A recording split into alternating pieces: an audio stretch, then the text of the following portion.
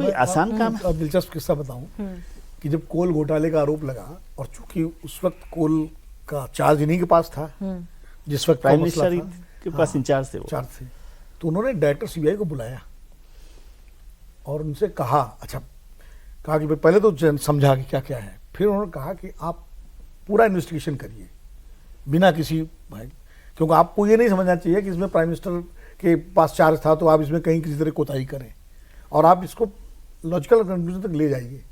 क्योंकि वो मालूम था वो तो इसमें थे नहीं है, मतलब दामन पाक साहब। लेकिन ये बड़ी बात थी, सीबीआई डायरेक्टर ने जब शेयर की बाद में, उस समय के जो सीबीआई डायरेक्टर थे, अब तो नहीं है, अपने रंजीत जो थे, तो कुल मिला करके वो इस तरह के व्यक्ति थे। दूसरी बात ये है कि जो शिवजी की बारात वाली बात हम सब लोग कह रहे हैं, वो इसलिए भी दिलचस्प थी कि उनके खुद के बॉस रहे प्रणब मुखर्जी, उसमें मंत्री थे, अर्जुन सिंह घाघ राजनेता,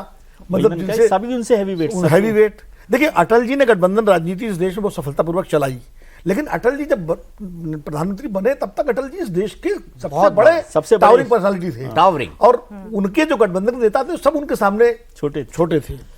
जॉर्ज फर्नांडिस वगैरह थे, लेकिन अटल जी के सामने उनका भी कद उतना बड़ा नहीं था, वो अलग तरह का कद था, लेकिन बाकी सब तो अटल जी का एक नैतिक बल था, अटल जी की एक अथॉरिटी थी। मनमोहन सिंह जब प्राइम मिनिस्टर बने तो उनसे बड़े पर्सनालिटीज, पॉलिटिकल पर्सनालिटीज उनकी कैबिनेट में उनके साथ थे, और देखिए एसपी और बीएसपी दोनों सपोर्ट कर रहे हैं उनकी दूसरी सरकार को। उसके बाद जो है लगातार जो एक दूसरे के खिलाफ, ममता बनर्जी साथ में, मौका पड़ने पर लेफ्ट वाले समर्थन वापस ले चुके थे, लेकिन वो भी बाहर से समर्थन दे दें कभी। तो वो मैन्यूवरिंग जो पॉलिटिकल होती है वो उनको आती थी।